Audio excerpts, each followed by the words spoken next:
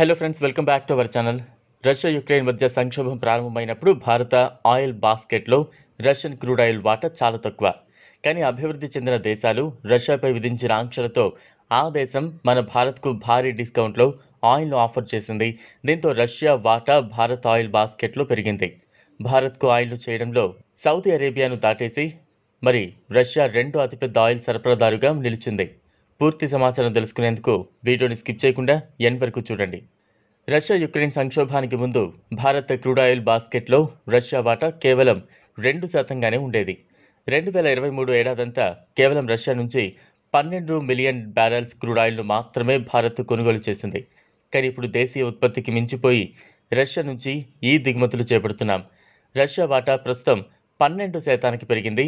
April నుంచి మే 2024 మధ్యకాలంలో Russian oil దిగుమతులు భారత్కు 4.7 టైమ్స్ పెరిగాయి.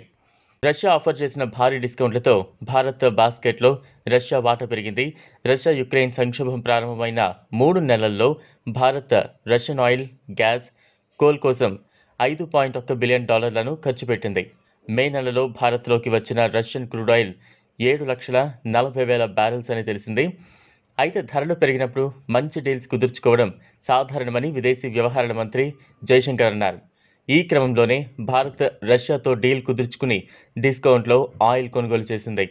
యుద్ధం ప్రారంభమైన తర్వాత రష్యన్ ఆయిల్ కొనుగోళ్లపై ఆంక్షలు విధించడంతో ఆ దేశం బ్యారెల్పై $35 డిస్కౌంట్ను ఆఫర్ చేసింది. దీంతో ఈ డిస్కౌంట్ ధరను భారత్ అందుకుంది.